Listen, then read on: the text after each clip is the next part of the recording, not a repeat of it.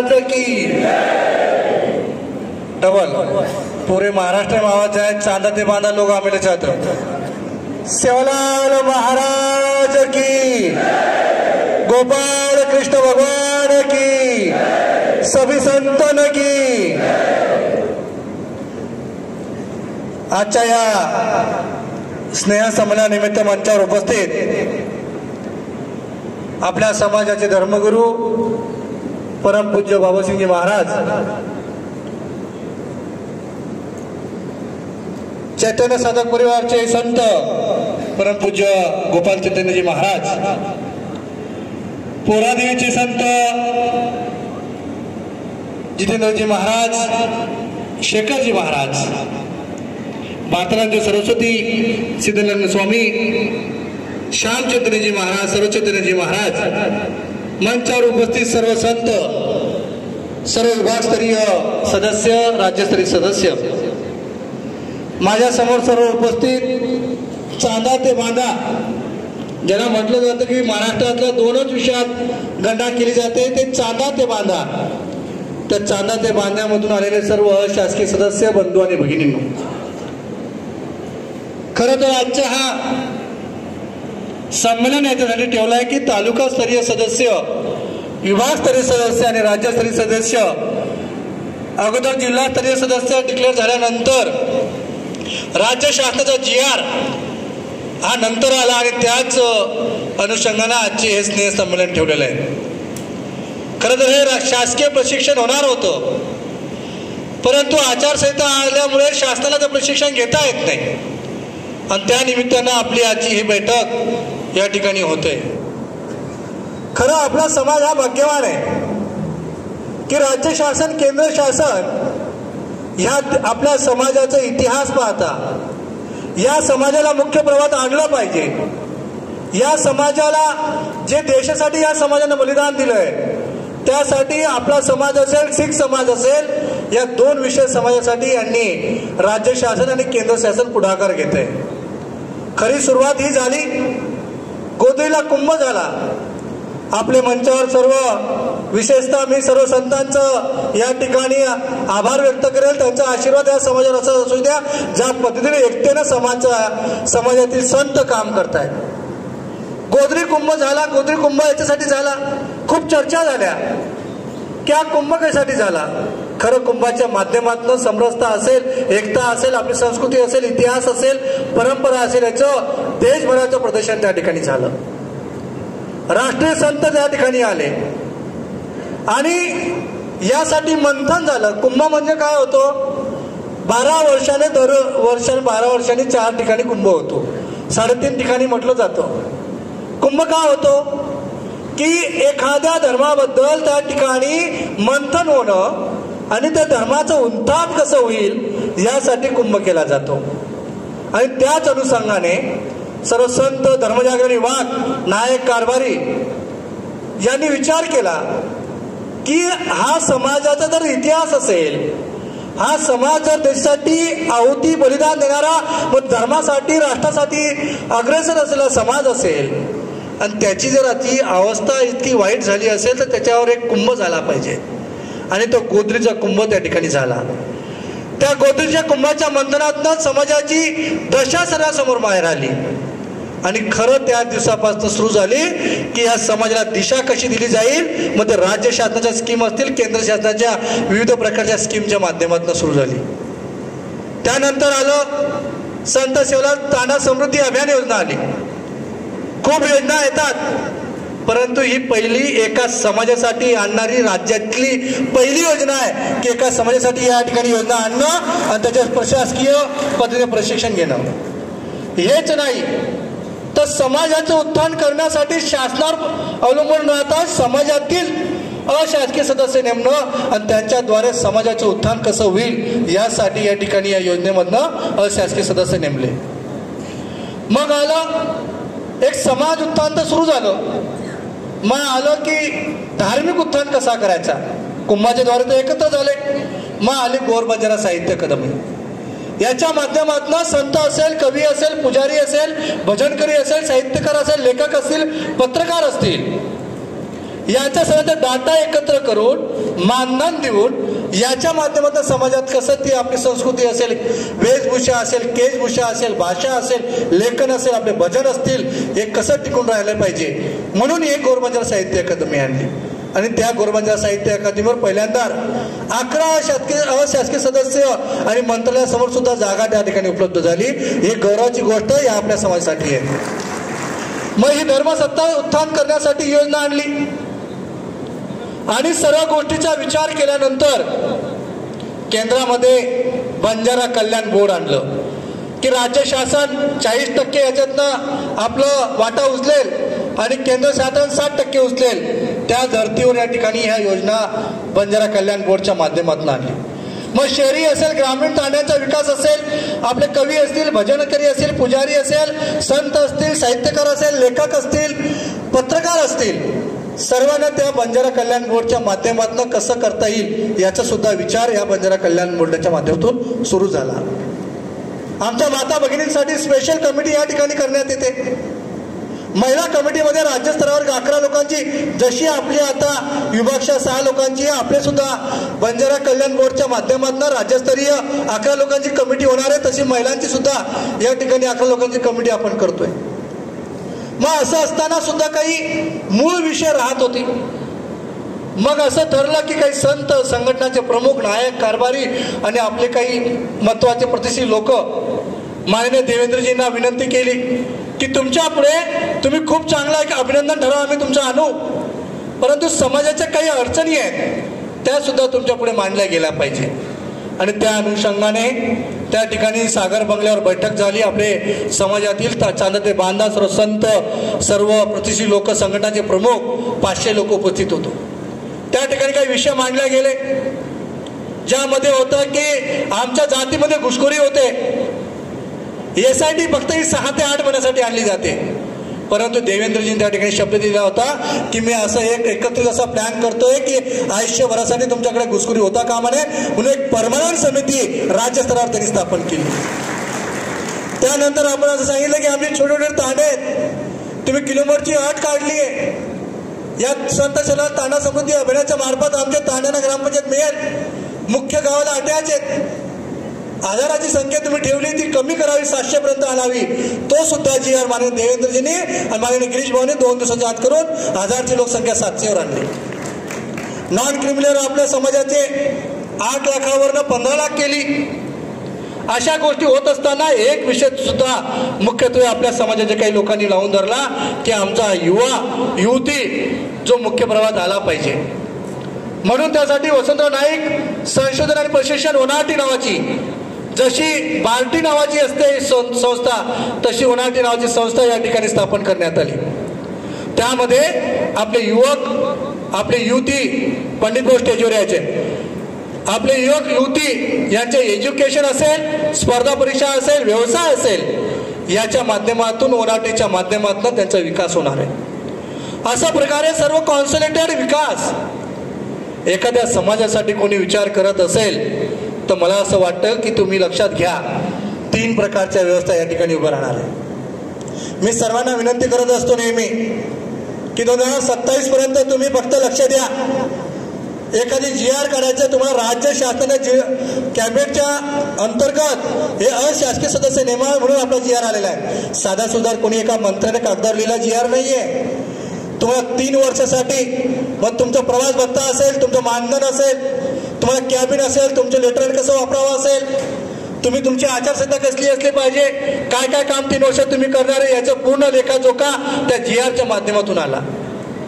मला असं वाटतं की समाजाचं उत्थान खऱ्या अर्थानं करायचं म्हटलं तर अशा प्रकारे होतं. हे केव्हा शक्य झालं?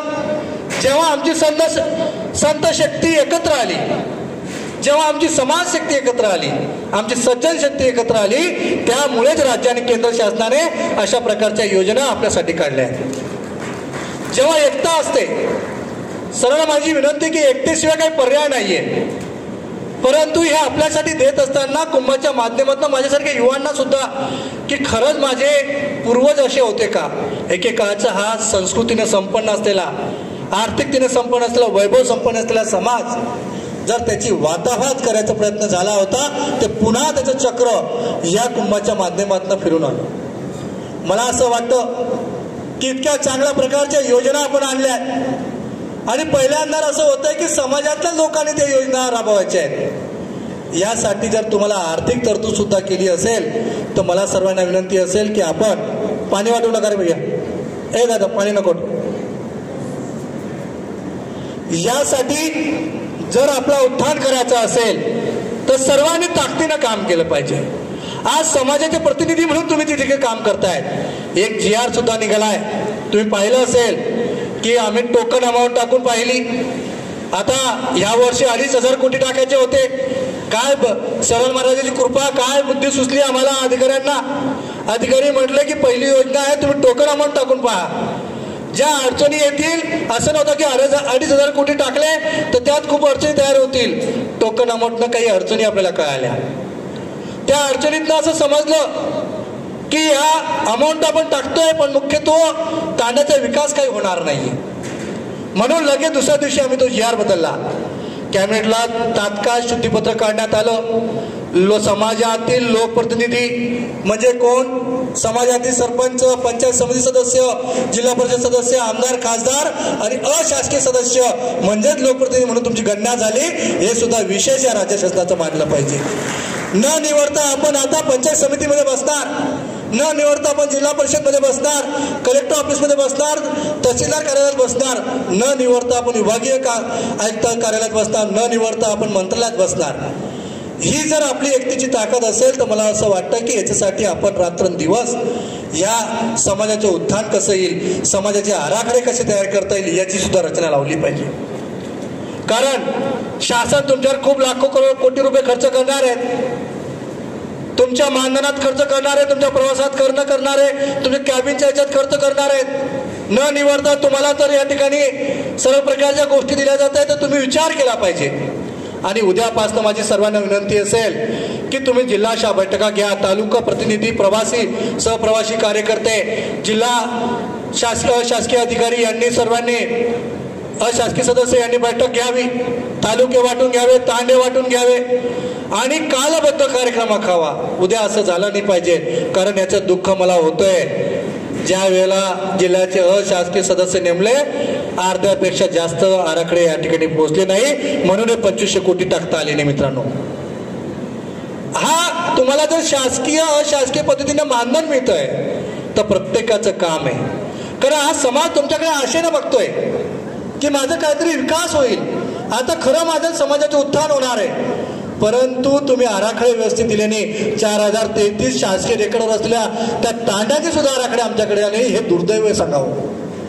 त्यामुळे आम्ही 2500 कोटी टाकू शिकलो नाही, कारण असं ठरलंय आता, असं GR असा आहे की अशासकीय सदस्य म्हणजे लोकप्रतिनिधी मध्ये सरपंच असेल, जिल्हा परिषद सदस्य असेल, पंचायत समिती सदस्य असेल, तो आमदार असेल, खासदार असेल किंवा अशासकीय सदस्य असेल, हे लोकप्रतिनिधी म्हणून गणना झालेली आहे। यांनी आराखड्यानुसार जे पहिल्या वर्षी जे कामं सुचवतील ते तालुका समितीकडे येईल, तालुका समिती जिल्हा समितीकडे देईल, जिल्हा समिती विभाग समितीकडे देईल, विभाग समिती राज्य समितीकडे देईल। अशा प्रकारे हे सर्व कामं या ठिकाणी केले जाणार आहे आणि राज्य समिती त्यानुसार आपला 40% हप्ता आणि केंद्राचा 60% हप्ता एकत्र प्रत्येक वर्षाला या ठिकाणी पाठवेल। आणि काम सुद्धा असं ठरवलंय आता, सेंट्रल गव्हर्नमेंटने सेंट्रल PUC असते, त्यांच्या PWच्या 15-20 कंपन्या आहेत, तेच काम आता तांड्यात करतील। डायरेक्ट कोणी ठेकेदार घेऊ शकत नाही, कारण टोकन अमाऊंट टाकल्यानंतर ते लक्षात आलंय।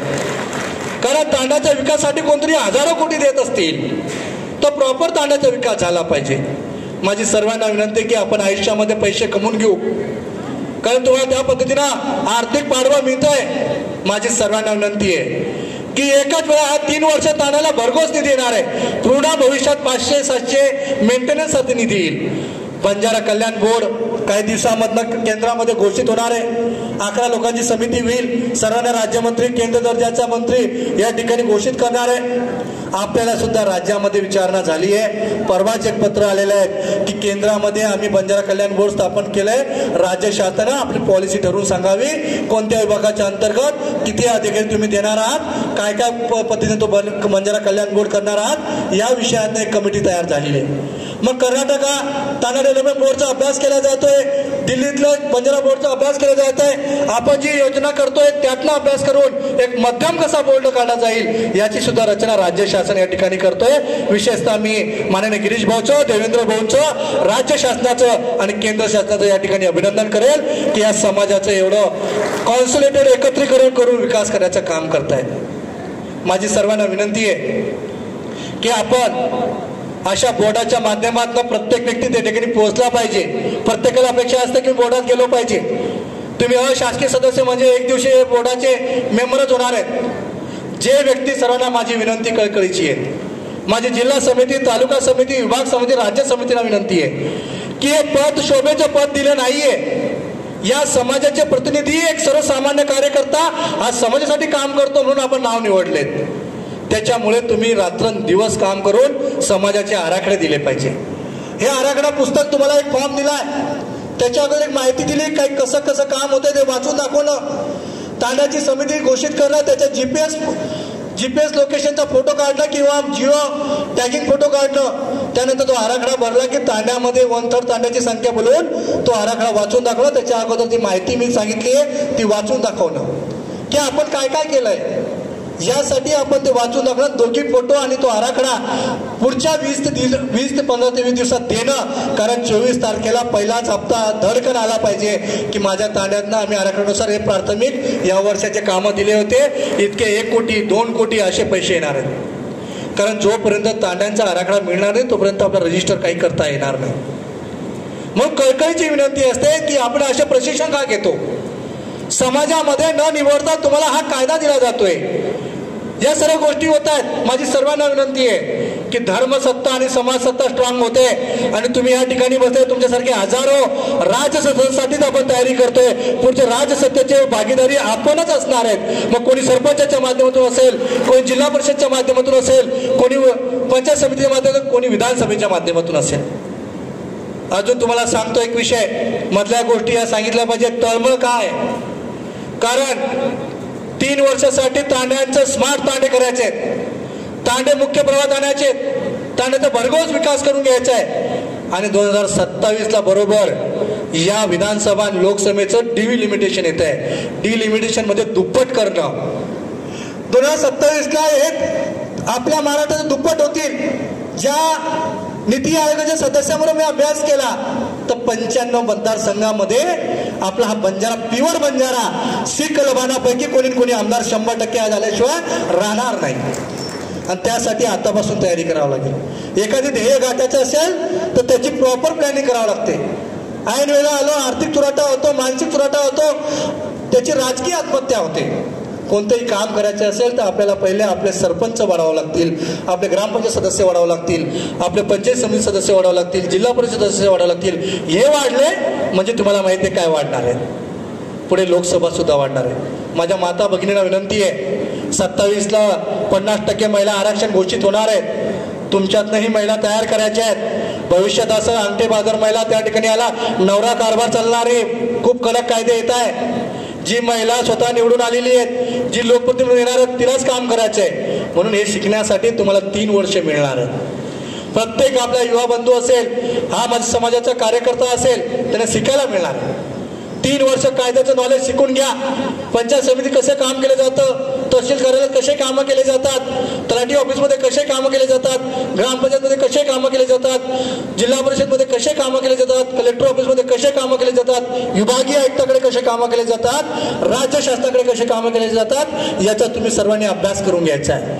3 वर्ष फक्त तांड्यांचा विकास आणि राजकीय क्षेत्रातले आपले काही लोक डेव्हलप करणं, समाज सत्तेसाठी काही डेव्हलप करणं आणि धर्मसत्तेसाठी काही लोकांना या ठिकाणी मजबूत करणं, हेच ध्येय आपण डोक्यात ठेवलं पाहिजे.